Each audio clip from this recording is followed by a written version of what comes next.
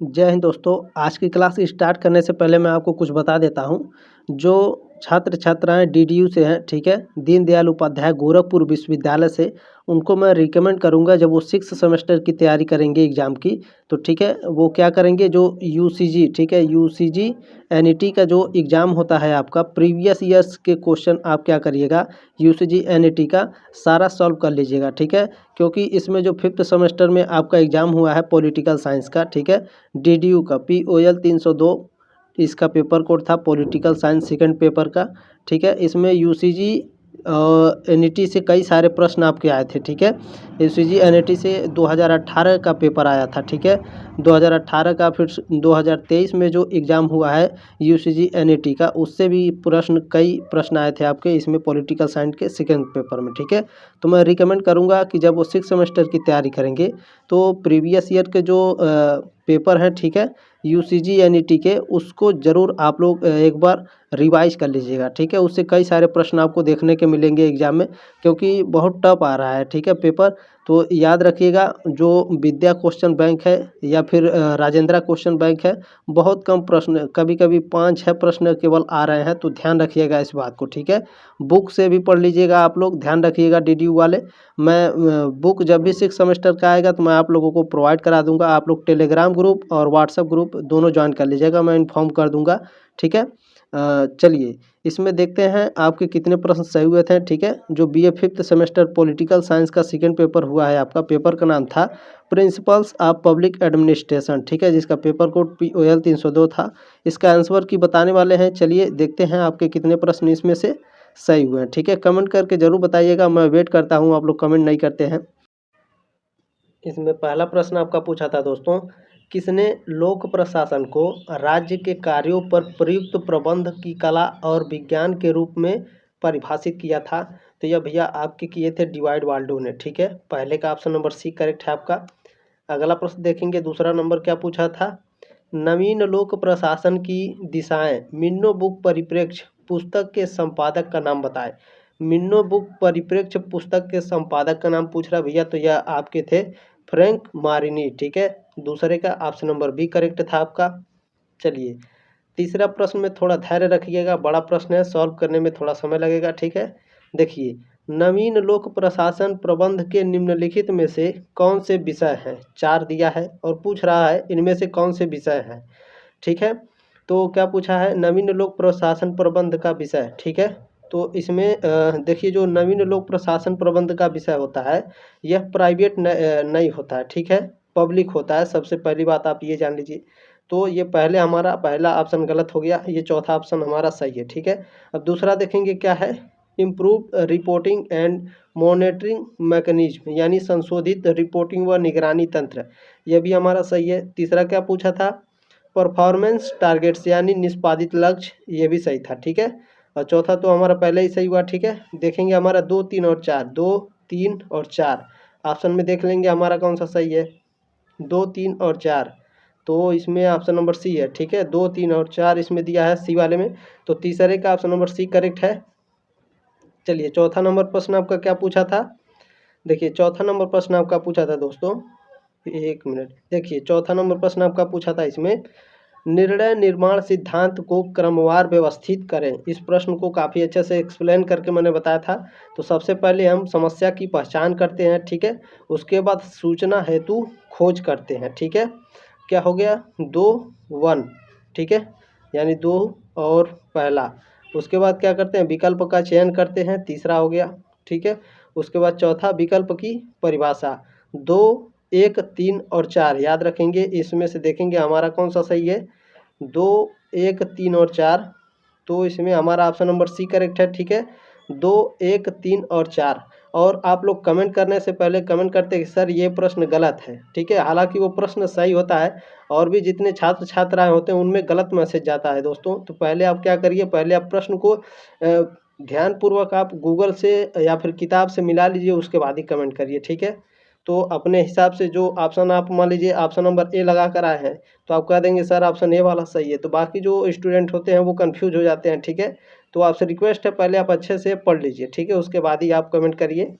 चलिए अगला प्रश्न है आपका, 5वां नंबर प्रश्न है, निम्नलिखित में से किसने नौकरशाही को महाद्वीपीय कंटक बनाया?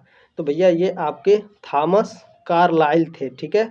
ऑप्शन नंबर बी है। ये कब बनाए थे भैया, कब बोले थे? तो कार्लाइल ने 1850 में नौकरशाही को महाद्वीपीय कंटक कहा था। कब कहा था? 1850 में, ठीक है। पढ़ाए थे, अगर याद होगा तो ठीक है। पाँचवें का ऑप्शन नंबर हमारा बी करेक्ट था, ठीक है। पाँचवें का बी था थॉमस कार्लाइल। चलिए आगे बढ़ते हैं, छठवां प्रश्न देखते हैं आपका क्या है। प्रशासन विषय वस्तु के अनुसार एक क्षेत्र से दूसरे क्षेत्र में भिन्न होगा, यह कथन निम्न से किसकी व्याख्या करता है? प्रशासन का प्रबंधकीय दृष्टिकोण, या फिर प्रशासन का व्यापक दृष्टिकोण, या फिर प्रशासन का एकीकृत दृष्टिकोण, तो या फिर प्रशासन का संकीर्ण दृष्टिकोण। तो ऑप्शन नंबर डी करेक्ट होगा, ठीक है। प्रशासन विषय वस्तु के अनुसार एक क्षेत्र से दूसरे क्षेत्र में भिन्न होता है, प्रशासन का संकीर्ण दृष्टिकोण, ठीक है। छठवें का ऑप्शन नंबर डी करेक्ट है आपका। चलिए सातवां नंबर प्रश्न देखेंगे, आपका क्या पूछा है। मैंने ये 100% बोला था ये प्रश्न आएगा, और आया भी आपका। सातवां प्रश्न आपका, पोस्ट कोर्प शब्द का प्रयोग किसने किया? देखिए यहाँ पर भी आप कई स्टूडेंट ऐसे होंगे ये गलत करके प्रश्न आए होंगे। देखिए इसमें पहला ऑप्शन सही था आपका, पहले मैं ऑप्शन बता देता हूँ, ठीक है।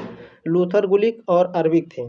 कैसे सही है? देखिए अगर ये पूछता कि पोस्ट कोर्प शब्द का पहली बार प्रयोग किसने किया था, तो लूथर गुलिक होता आपका उत्तर, ठीक है।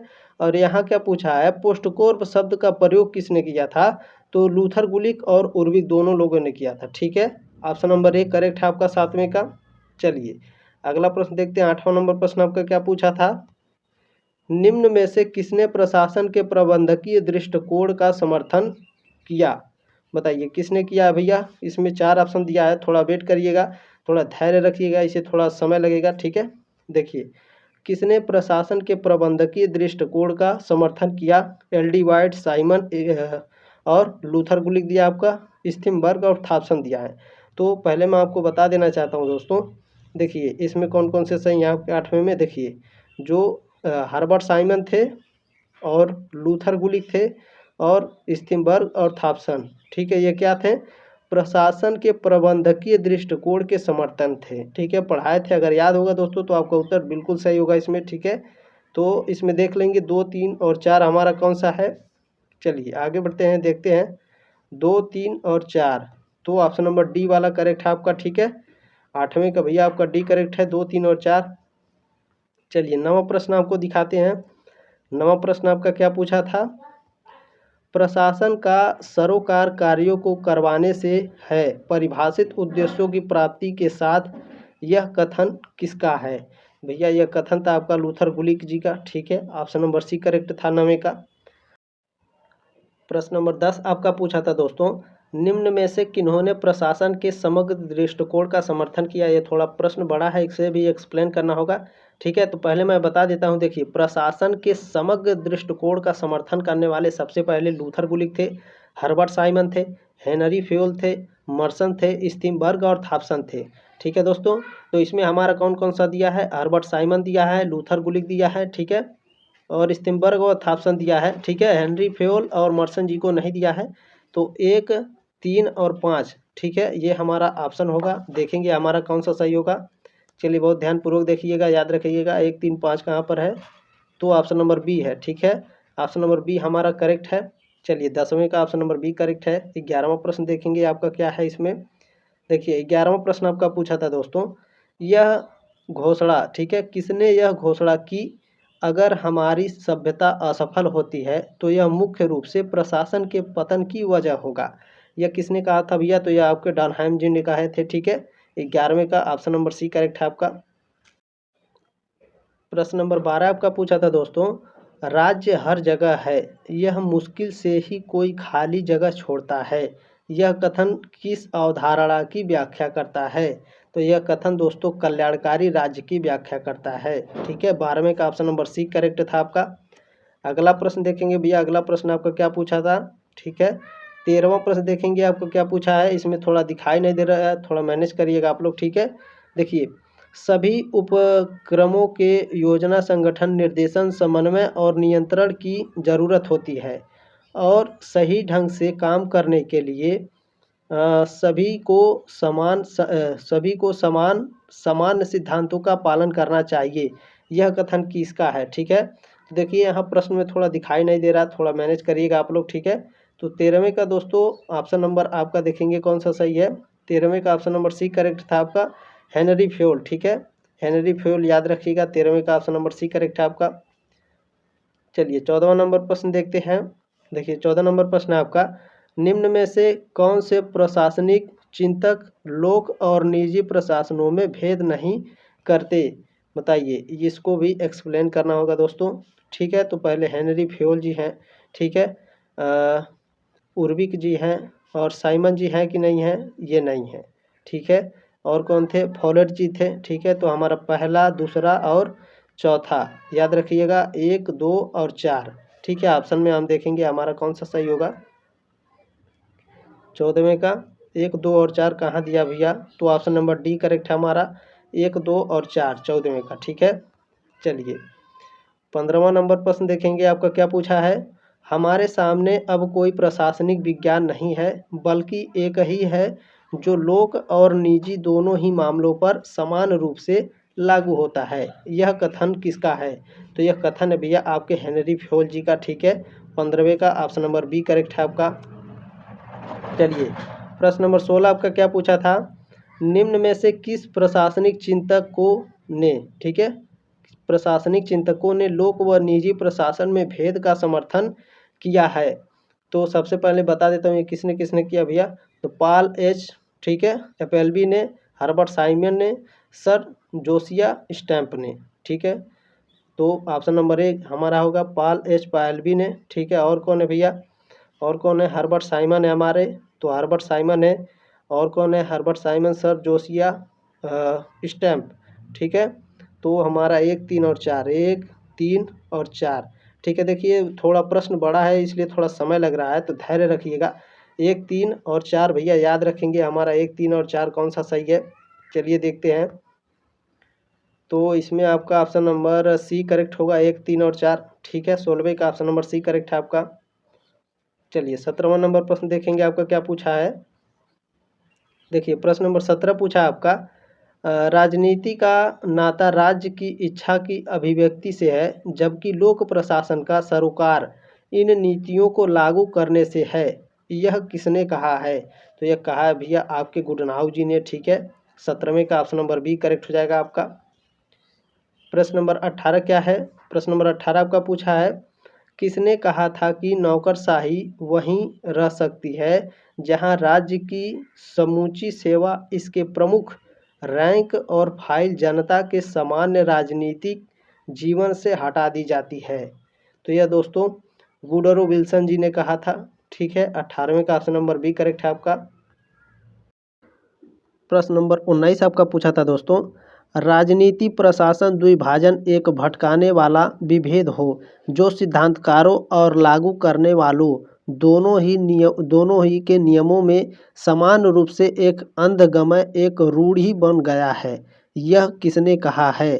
तो यह भैया आपके कहे थे सी जे फ्रेडरिक। ठीक है, कौन कहे थे? सी जे फ्रेडरिक। 19 का ऑप्शन नंबर बी करेक्ट था आपका। देखिए थोड़ा स्लो स्लो पढ़ा रहे हैं। ठीक है, थोड़ा मैनेज करिएगा दोस्तों। ठीक है, थोड़ा वेट करिएगा, धैर्य रखिएगा। 20वां नंबर प्रश्न देखेंगे क्या है, निम्न में से कौन सा जोड़ा गलत तरीके से मिलाया हुआ है?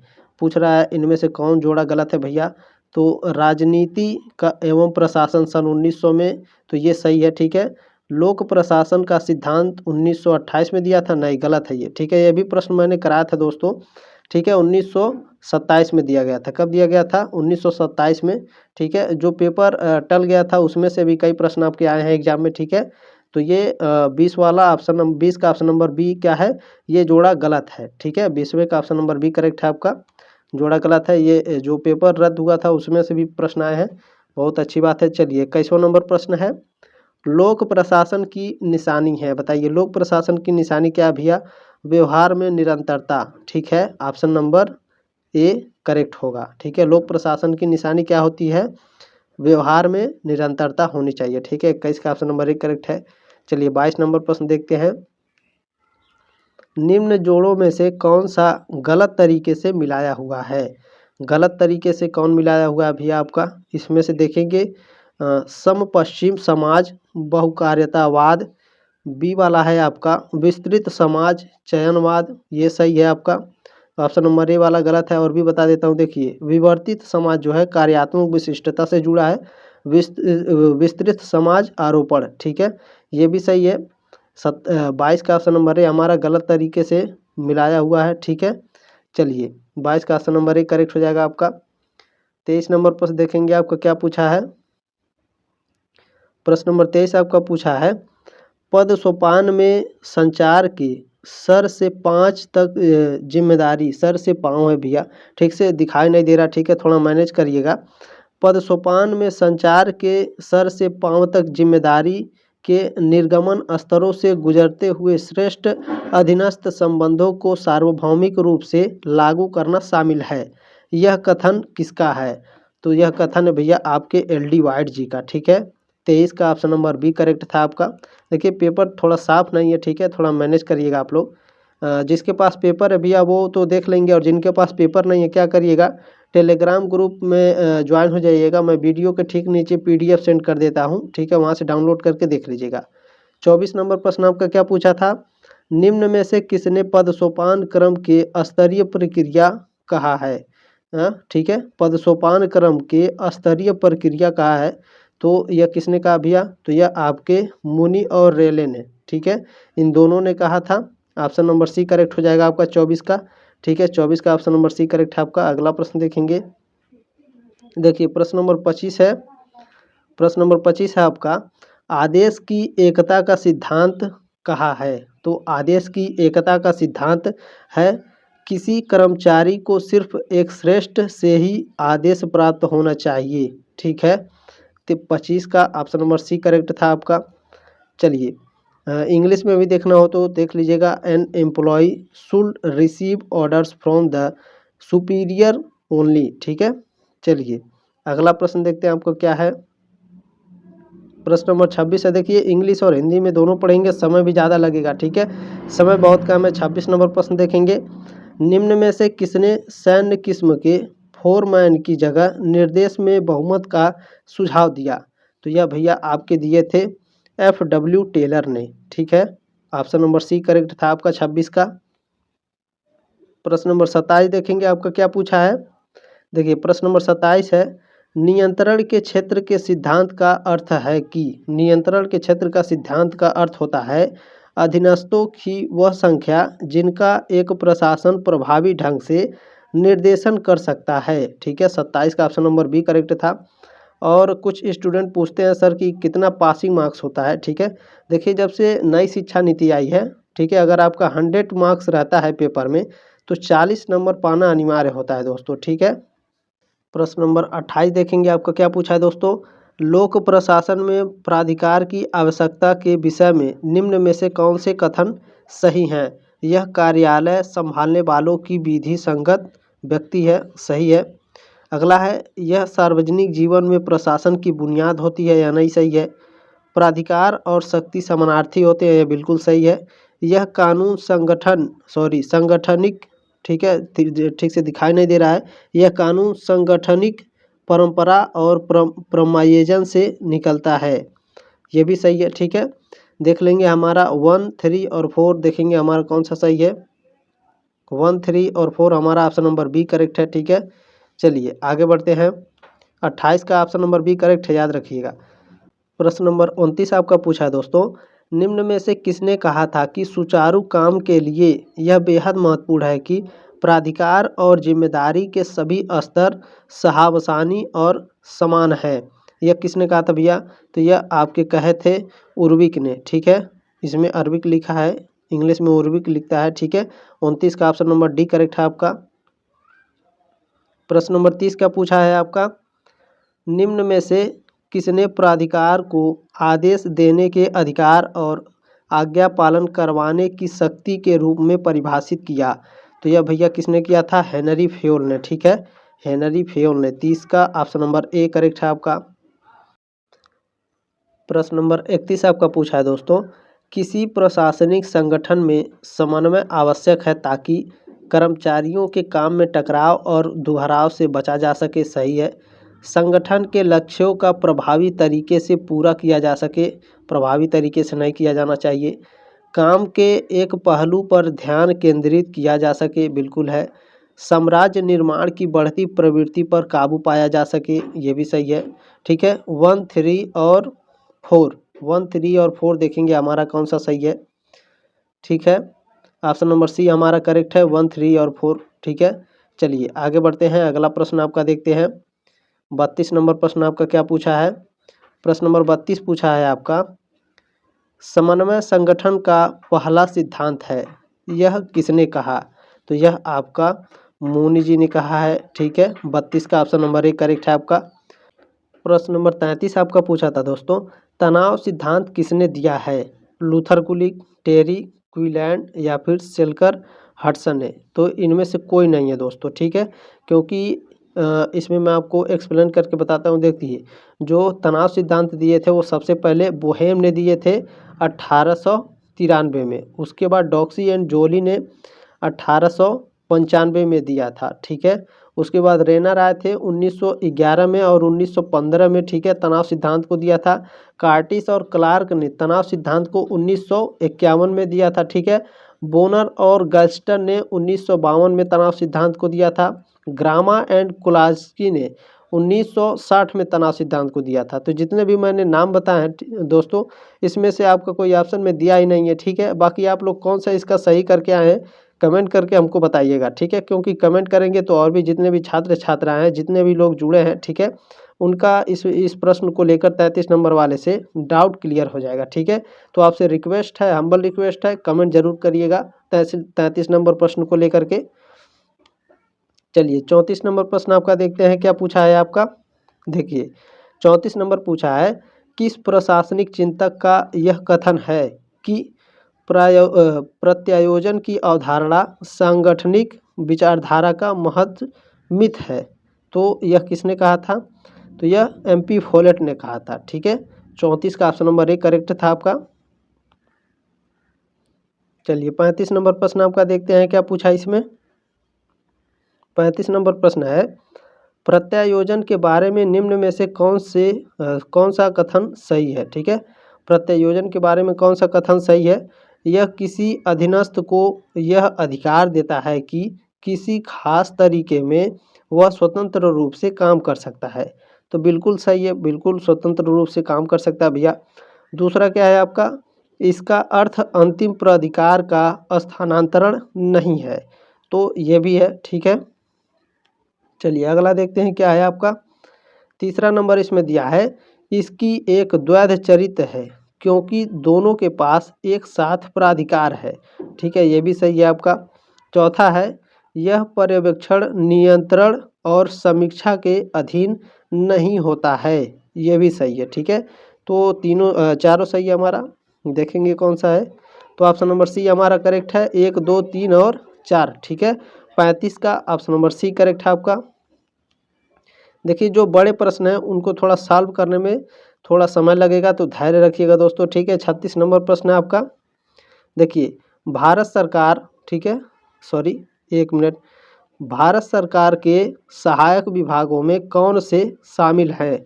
तो कानून मंत्रालय आता है, सूचना मंत्रालय एवं प्रसार मंत्रालय भी आता है, ठीक है। संसदीय मामलों के विभाग ये नहीं आते हैं। केंद्रीय लोक निर्माण विभाग आता है, ठीक है। यानी 1, 2 और हमारा 4, ठीक है, 1, 2 और 4 हमारा ऑप्शन सही है। तो ऑप्शन नंबर ए करेक्ट है, बिल्कुल 1, 2 और 4, ठीक है। चलिए अगला प्रश्न आपका देखते हैं। प्रश्न नंबर 37 पूछा है दोस्तों, निम्न में से कौन सा स्टाफ एजेंसियों का काम नहीं है। तो स्टाफ एजेंसियों का काम लक्ष्य प्राप्ति नहीं होता है, ठीक है। 37 का ऑप्शन नंबर डी करेक्ट होगा, ठीक है, याद रखेंगे। और कुछ स्टूडेंट ऐसे हैं दोस्तों कि कमेंट करने लगते हैं सर ये प्रश्न गलत है। तो पहले आप उसको अच्छे से सॉल्व करिए, ठीक है, उसके बाद ही कमेंट करिए। क्योंकि और भी जो छात्र छात्राएं हैं उनमें गलत मैसेज जाता है, वो भी डाउट हो जाते हैं अपने प्रश्नों को लेकर के, ठीक है। तो काफ़ी अच्छे से आप लोग पढ़ करके ही कमेंट करिएगा, आप लोगों से रिक्वेस्ट है, हम्बल रिक्वेस्ट है, ठीक है। 38 नंबर प्रश्न देखेंगे क्या है। निम्न में से कौन सा सही ढंग से मिलान हुआ है। बताइए कौन सा सही ढंग से मिलान हुआ है भैया, पूछ रहा है। औपचारिक प्राधिकार वेबर है, तो ये गलत है। आदेश की एकता उर्विक ने दिया था, कैसा ये बिल्कुल गलत है। स्वीकृत प्राधिकार हेनरी फ्योल, ये सही है, ठीक है। ऑप्शन नंबर सी हमारा सही है 38 का। ये भी गलत हो जाएगा, ठीक है, क्योंकि पूछ रहा है सही ढंग से मिलान हुआ है, तो ऑप्शन नंबर सी वाला मिलान हुआ है।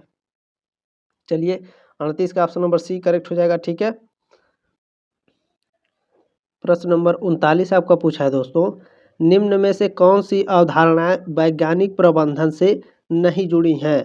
मानसिक क्रियाएं ये जुड़ा हुआ है, आदेश की एकता ये नहीं जुड़ा है, अंगूठे का नियम नहीं जुड़ा है, समय और गति का अध्ययन ये भी जुड़ा है, अंतरीय पीस रेट योजना ये भी जुड़ा है। यानी 2 और 3 हमारा नहीं जुड़ा भैया, देखेंगे 2 और 3 हमारा नहीं जुड़ा है, तो ऑप्शन नंबर सी हमारा करेक्ट है, 2 और 3 हमारा नहीं जुड़ा है, ठीक है।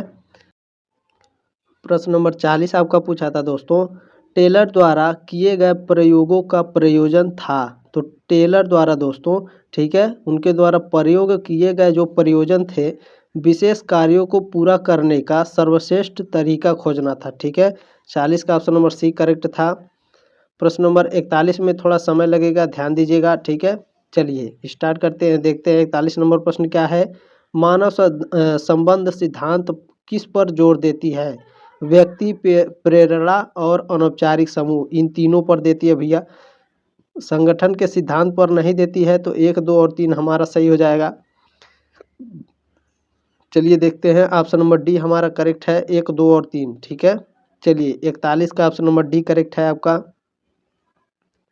प्रश्न नंबर 42 आपका पूछा है, टेलर की कृत्यात्मक निर्देशन की अवधारणा किस ओर ले जाती है।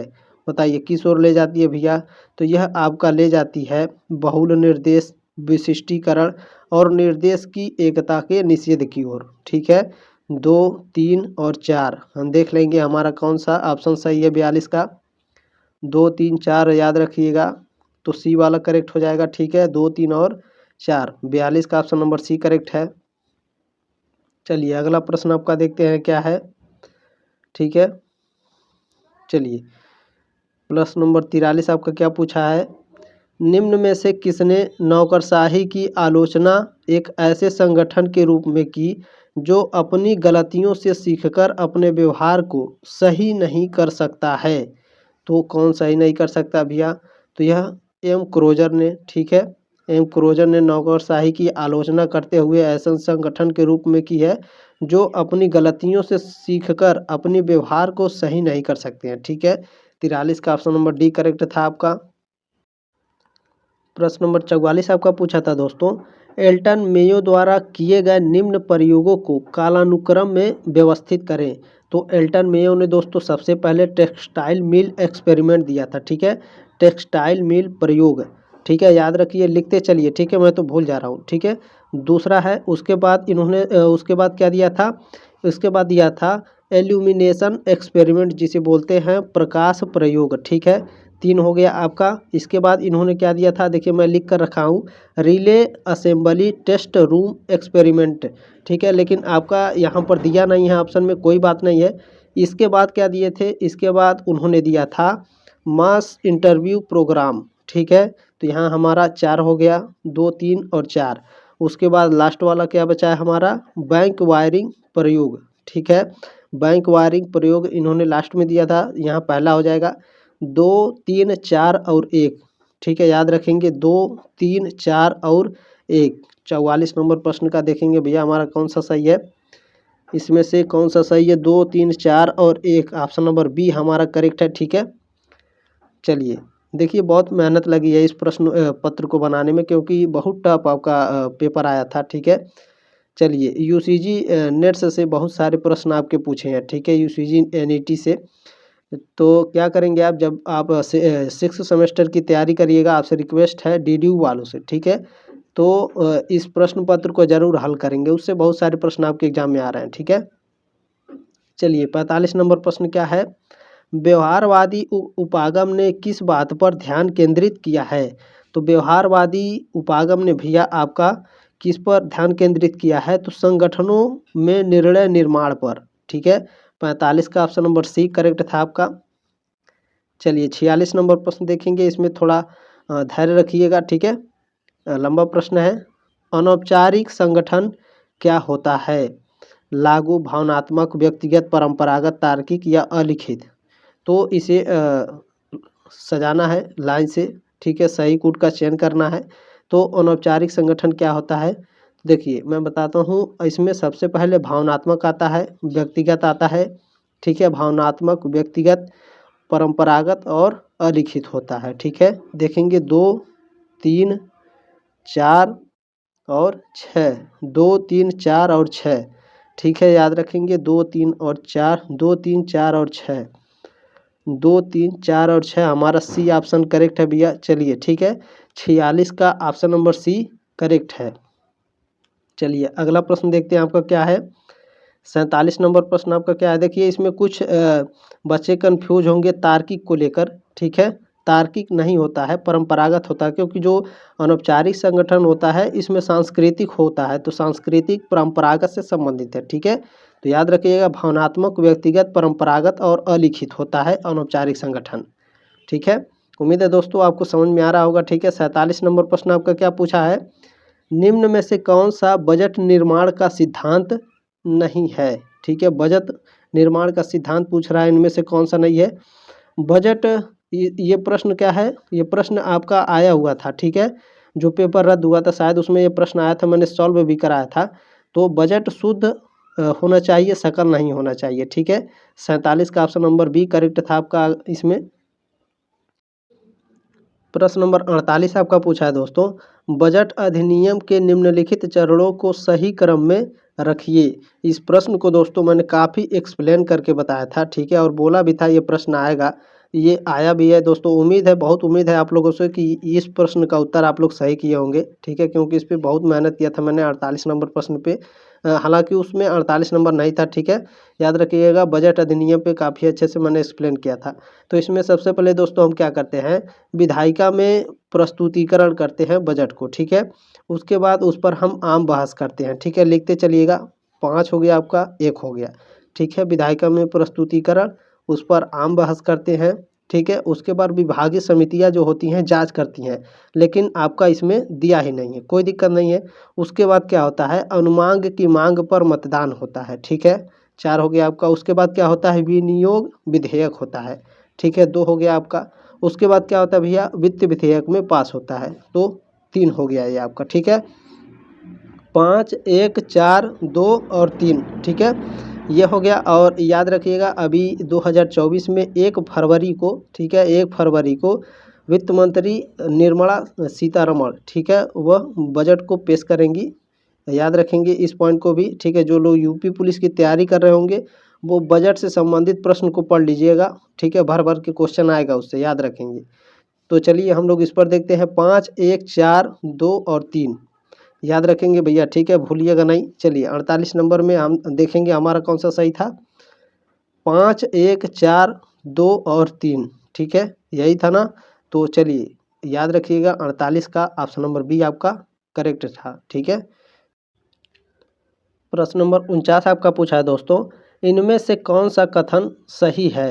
दोस्तों ये जो प्रश्न है ना आपका, यह एमपीएससी, ठीक है, एमपीएससी, ठीक है, एमपीएससी 2018, एमपीएससी 2018 प्रीलिम्स पेपर 1 में यह प्रश्न पूछा था आपका। ठीक है, तो इसको चलिए मैं एक्सप्लेन करके आपको बताता हूँ, इनमें से कौन सा कथन सही है।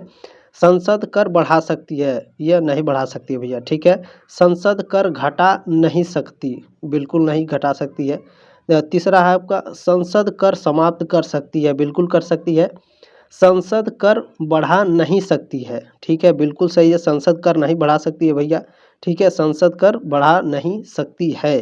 इस पॉइंट को याद रखिएगा, दोनों में पहला और चौथे वाले में कंफ्यूज मत हो जाइएगा। संसद कर बढ़ा सकती है, नहीं बढ़ाएगी, लेकिन संसद कर बढ़ा नहीं सकती, ये सही है। ठीक है, पांचवा है आपका, संसद कर घटा सकती है, बिल्कुल घटा सकती है। ठीक है, तो हमारा 3, 4 और 5, ठीक है, देखेंगे हमारा कौन सा सही है, 3, 4 और 5।